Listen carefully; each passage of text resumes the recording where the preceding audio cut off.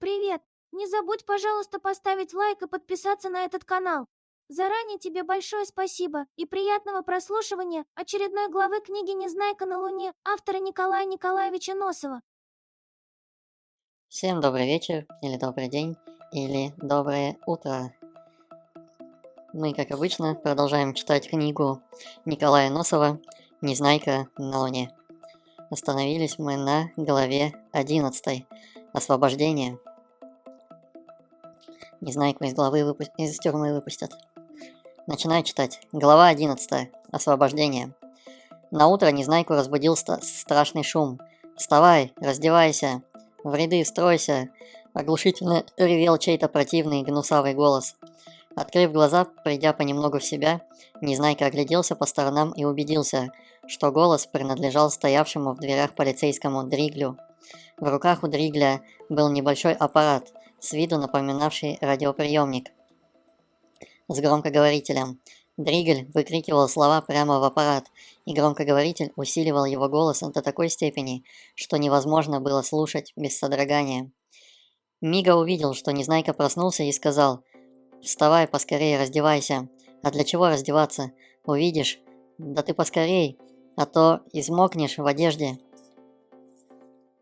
Не сказав больше ни слова, Мига разделся и, оставив одежду на полке, спрыгнул вниз. Незнайка последовал его примеру. Очутившись на полу, он увидел, что все коротышки уже стояли между полками голышом. «Становись, затылок! Руки по швам!» – продолжал разоряться Дригль. Убедившись, что все коротышки слезли с полок, он нажал одну из кнопок, которые были на стене коридора у двери. И сейчас же Незнайка увидел, что все полки со стойками, на которых они держались, начали опускаться в четырехугольные отверстия, открывшиеся в полу. Не прошло и минуты, как все помещение было освобождено от полок, и в нем остались одни только голые коротышки. Как только полки исчезли, отверстия, открывшиеся в полу, плотно закрылись снизу. Увидев это, Дригль закрыл дверь на ключ и нажал еще одну кнопку. Сейчас же из круглых отверстий, имевшихся в стенах во все стороны, брызнули мощные струи воды. Спасаясь от струй, голые коротышки бросились в рассыпную, но потоки воды настигали их всюду и сбивали с ног. Не успел коротышка вскочить на ноги, как опять попадал под водяную струю и снова валился на пол. Бегая во всех направлениях и падая, коротышки терлись всеми частями тела о пол и стены. Сталкиваясь между собой, они поневоле терлись друг о дружку, в результате чего хорошо отмывались. Тюремное начальство устроило мойку в самой каталажке для того, чтобы не тратить деньги на постройку специальной умывальни, чтобы не водить арестованных в баню, так как это тоже стоило бы денег. Да к тому же, кто-нибудь из арестованных мог при этом сбежать.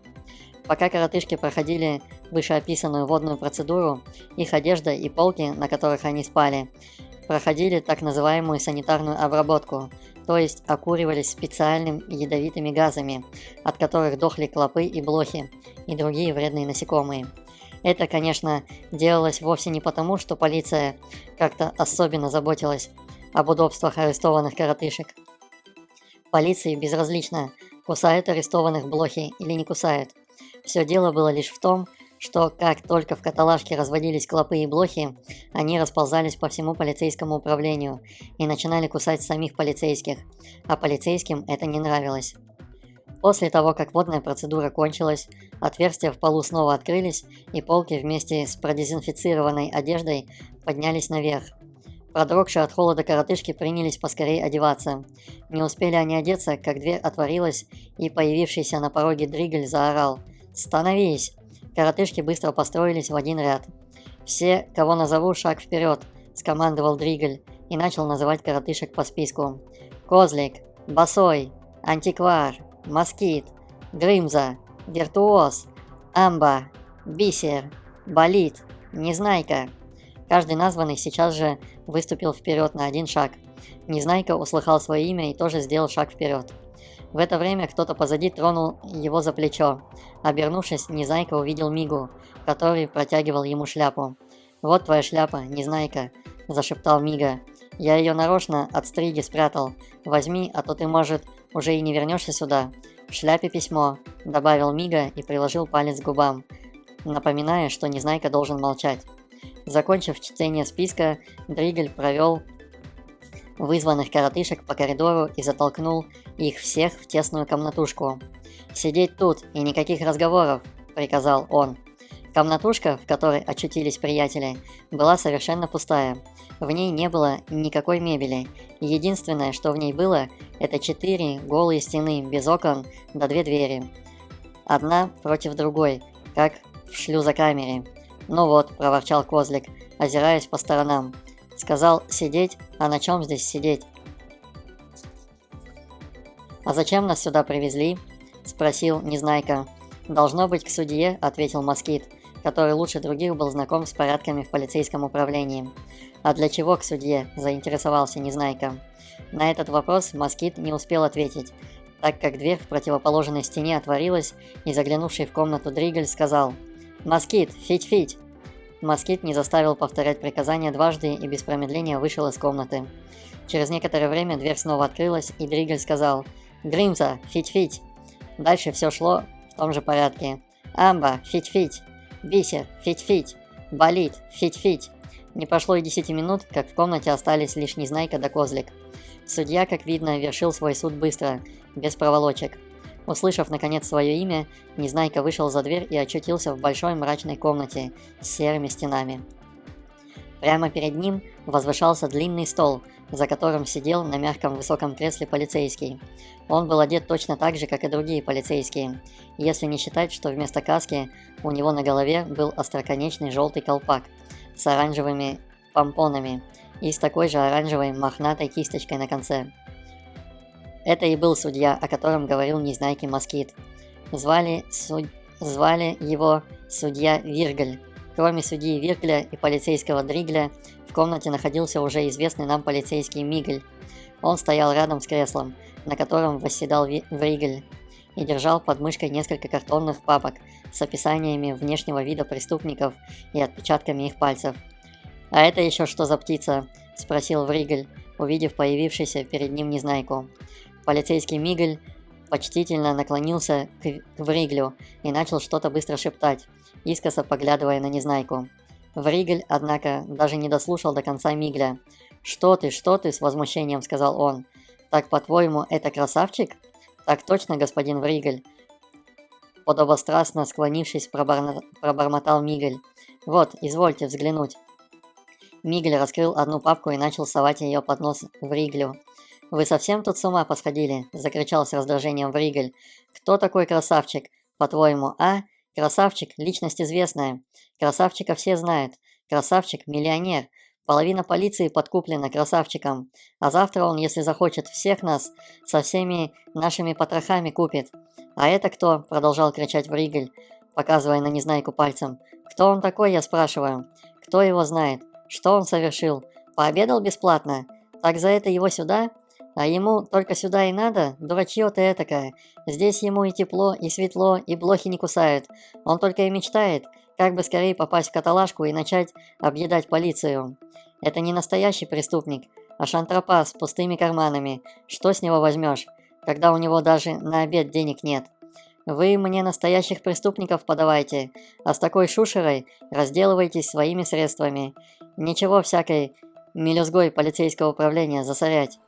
Так я ведь и хотел своими средствами, а потом думаю, вдруг он красавчик», – смущенно пробормотал Мигль.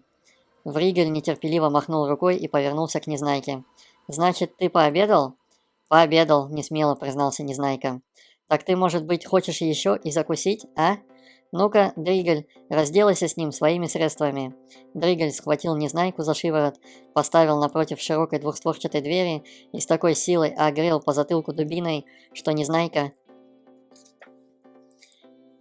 не взведя света, полетел через всю комнату, стукнулся головой о дверь, отчего обе ее створки широко распахнулись, и, вылетев прямо на улицу, грохнулся посреди мостовой. От удара и от действия электричества он некоторое время не мог прийти в себя. Постепенно сознание вернулось к нему, и он уже хотел подняться на ноги, как вдруг увидел, что дверь полицейского управления опять распахнулась, и из нее кубарем выкатился на мостовую Козлик. Незнайка быстро вскочил, подбежал к нему и стал помогать подняться. «Жулики, мерзавцы, преступники, подлецы! Я вам покажу!» – кричал со слезами на глазах Козлик. Он поднялся на ноги и погрозил кулаком по направлению к закрывающейся двери. «За что они тебя так?» – с участием спросил Незнайка. «Сам не пойму. Этот осел в колпаке спрашивает: тебе не надоело, голубчик, в каталажке сидеть?» Я говорю: «Надоело, голубчик. Да что ж поделаешь. А не хочешь ли, чтоб тебе сократили срок?» «Хочу», — говорю. «Это, говорит, можно устроить. Ну-ка, Дригель, сократи ему срок». Но Дригель как хватит меня по затылку дубиной. Видал, как я о мостовую брякнулся? Незнайка не знал, чем утешить бедного Козлика. «Хорошо еще у вас здесь сила тяжести в 6 раз меньше, чем на земле», — сказал он. «Если бы ты у нас с такой силой брякнулся, то и кости переломал бы». «Жулье несчастное», — всхлипнул Козлик, потирая рукой ушибленный затылок. «Не хочется только связываться, а то бы я им показал.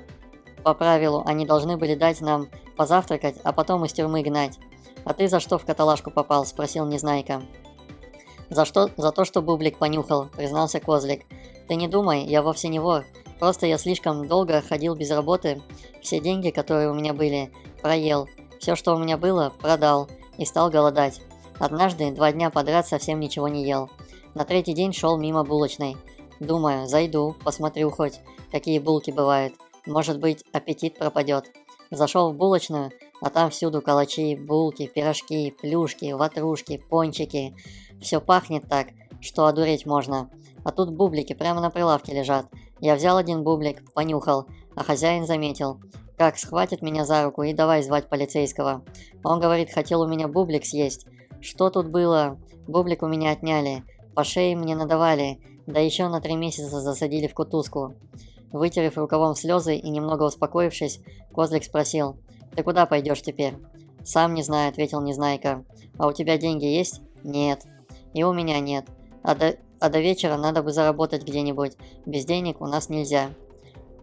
В это время Незнайка поднял слетевшую с головы шляпу и увидел, как из нее выпал белый конверт. «А, вспомнил Незнайка. Это ведь то письмо, про которое говорил Мига. Противный Дригель так треснул меня, что всю память отшибло». Козлик поднял конверт и прочитал написанный на нем адрес. Крученая улица, Змеиный переулок, дом номер 6, владельцу магазина разнокалиберных товаров, господину Жулио. «Я знаю, где Крученая улица», — сказал Козлик. «Пойдем, я тебе покажу. Может быть, господин Жулио нам какую-нибудь работу даст». Незнайка спрятал письмо обратно в шляпу, а шляпу натянул потуже на голову.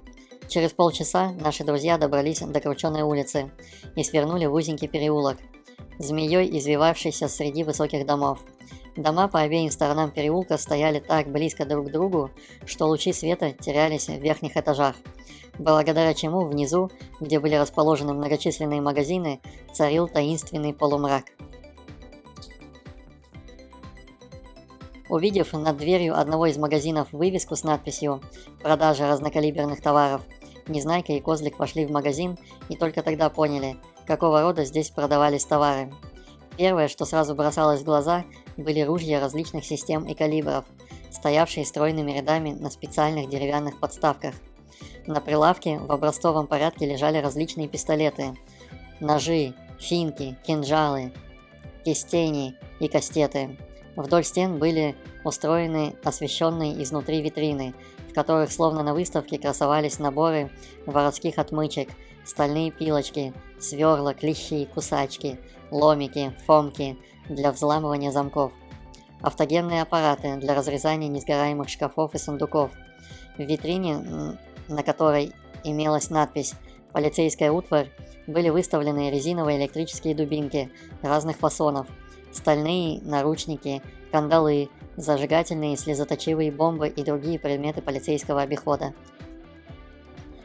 Тут же находилась витрина, в которой были выставлены различные маски, и такие, которые закрывают лишь верхнюю часть лица, с прорезями для глаз, и такие, которые надеваются целиком на голову, в виде островерхового капюшона.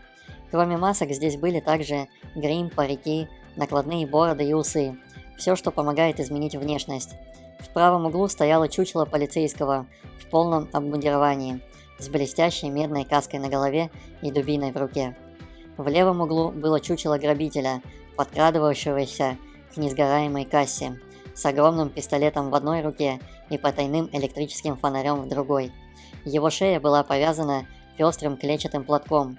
На голове была клетчатая кепка с широким козырьком. Такие же клетчатые брюки плотно облегали его ноги, лицо закрывала черная маска. Оба чучела были сделаны с таким мастерством, что их можно было принять за настоящих живых коротышек. Среди этих удивительных экспонатов Незнайка и Козлик как-то не сразу заметили продавца, нижняя половина которого скрывалась за прилавком. Верхняя же была одета в серую, скрадывающуюся на фоне серой стены фуфайку. Пока в магазине никого не было, продавец неподвижно торчал у себя за прилавком, на манер паука, терпеливо поджидающего, когда в его паутину попадет муха. Но как только дверь щелкнула, он всем корпусом подался вперед, опершись о прилавок руками, словно собрался выскочить из-за него. Увидев, что Незнайка и Козлик в нерешительности остановились, он сказал: «Пожалуйте, господа, чем могу служить? В нашем магазине имеется богатейший выбор холодного и огнестрельного оружия. Могу предложить новейшую модель крупнокалиберной винтовки с оптическим прицелом последнего усовершенствованного образца. Точность боя прямо-таки изумительная. На расстоянии 140 шагов попадает без промаха в муху». Обернувшись назад, он снял с подставки ружье с гладким отполированным деревянным прикладом и тускло поблескивающим из синя черным металлическим стволом. Приложившись щекой к прикладу, он щелкнул кулаком и продолжил: «Если вы предпочитаете скорострельную винтовку, могу предложить другой образец». Сняв с подставки другую винтовку, он ласково погладил ее рукой по прикладу и сказал: «Очень миленькая штучка. Стреляет без перезарядки. Стреляные гильзы выбрасываются автоматически под давлением отбрасываемых пороховых газов. Зарядка производится посредством обоймы на 36 патронов. Приспособлена для стрельбы с рук, но имеет устройство и для стрельбы с упора. Имеются также образцы бесшумных ружей. Из пистолетов могу предложить 7-зарядный дальнобойный пистолет системы Бурбон, 12-зарядный Тайфун. Одним нажатием спускового крючка выпускает все 12 зарядов.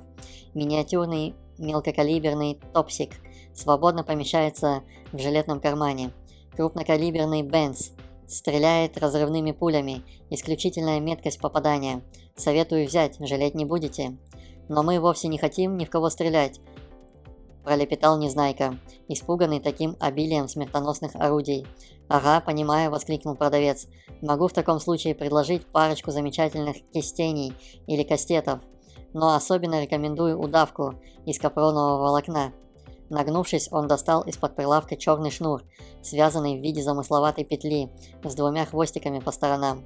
Подкравшись сзади и накинув удавку на шею, вы затягиваете концы так, чтобы слегка придушить свою жертву, после чего связываете ей руки свободными концами шнура. Вот, смотрите. Продавец молниеносно накинул петлю Незнайки на шею, ловко пропустил 2 свободных конца под мышками и связал за спиной руки. Такую же операцию он проделал и с Козликом. «Чувствуете?» – сказал продавец. «Вы не можете пошевелить руками, так как при малейшем вашем движении удавка врезается в горло, не так ли?» «Так», – прохрипел Незнайка, чувствуя, что вот-вот задохнется. Чтобы жертва не могла позвать кого-либо на помощь, в продаже имеются усовершенствованные кляпы. Продавец достал из ящика 2 круглые резиновые затычки. Одну сунул в рот Незнайки, другую Козлику. «Чувствуете?» – продолжал он. «Вы не можете выплюнуть изо рта кляп и не можете произнести ни слова». Не в силах произнести ни слова, Незнайка и Козлик только промычали и покорно закивали головами. «Способ, как видите, очень гуманный», – сказал продавец. «Не лишая свою жертву жизни, вы без всяких помех можете обобрать ее.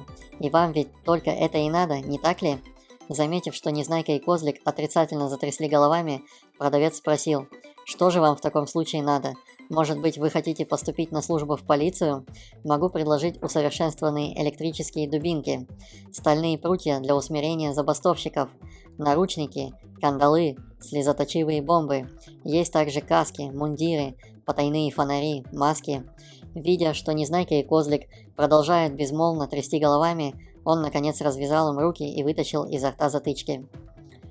«Нам ничего этого не надо», – сказал Козлик, как только получил способность говорить. «Мы хотели бы видеть владельца магазина, господина Жулио. У нас письмо». Почему же вы не сказали сразу: господин Джулио, это я?» Незнайка стащил с головы шляпу, вынул конверт и уже хотел отдать господину Джулио. Но тут в магазин вошел еще один посетитель. На нем была клетчатая кепка с широким козырьком, серая фуфайка и клетчатые брюки, до такой степени тесные, что он не мог передвигаться нормально, а ходил раскорякой. Его маленькие черные глазки воровато бегали по сторонам, и по всему его виду можно было понять, что он замыслил что-то недоброе. Не тратя времени на разговоры, он купил семизарядный бурбон и целую коробку патронов к нему.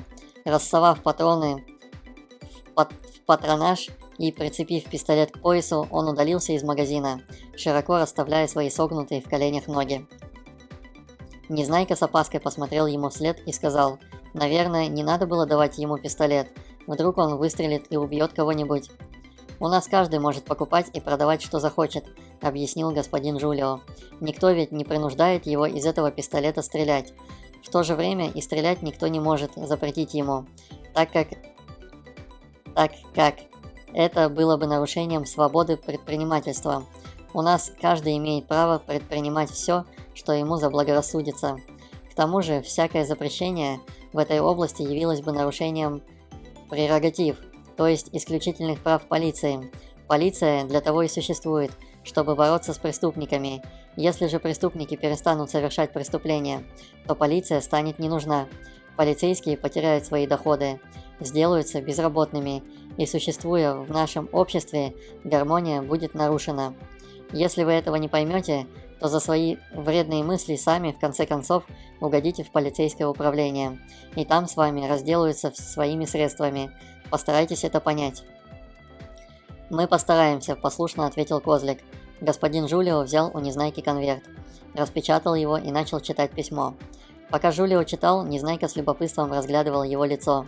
Оно было смуглое, широкоскулое, с небольшими, аккуратно приглаженными черными усиками и короткой остроконечной бородкой. С виду господин Джулио чем-то напоминал Мигу. Лишь приглядевшись как следует, Незнайка понял, что сходство было не в лице, а только в глазах. Они также беспокойно бегали по сторонам, также тревожно вспыхивали. И тогда Джулио быстро опускал веки, словно старался пригасить пламя. Наконец письмо было прочитано, и Джулио сказал: «Так, стало быть, Мигу сцапали фараончики?» «Какие фараончики?» – удивился Незнайка.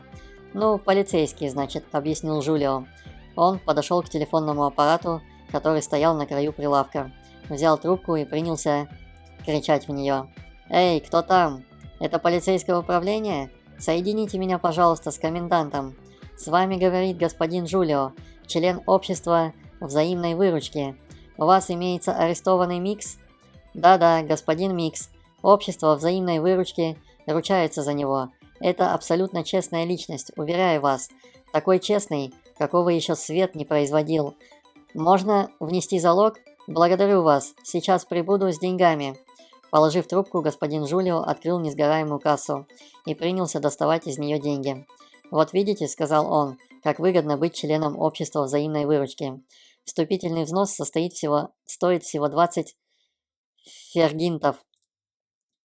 А потом вы платите по 10 фергинтов в месяц и можете говорить, что хотите. Если попадете в тюрьму, общество внесет за вас залог, и вы освободитесь от наказания.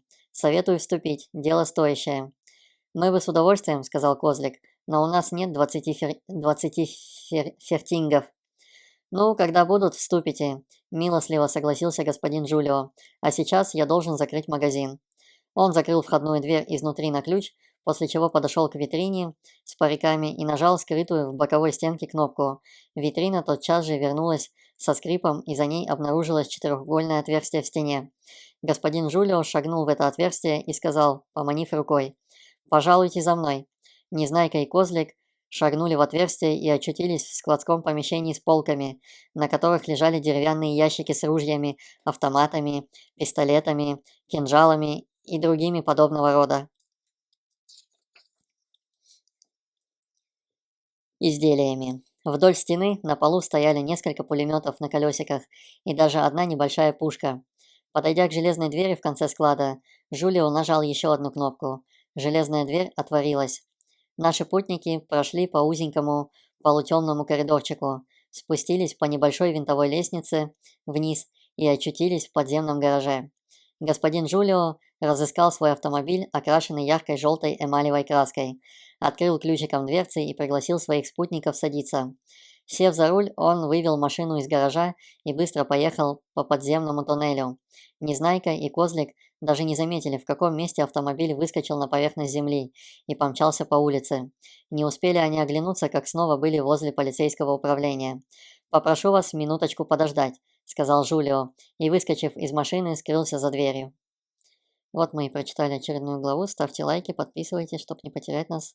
Всем пока-пока. Спасибо тебе за просмотр до самого конца. Мне очень приятно. Не забудь поставить лайк и подписаться на этот канал, чтобы не пропустить следующие выпуски книги «Незнайка на Луне» автора Николая Николаевича Носова.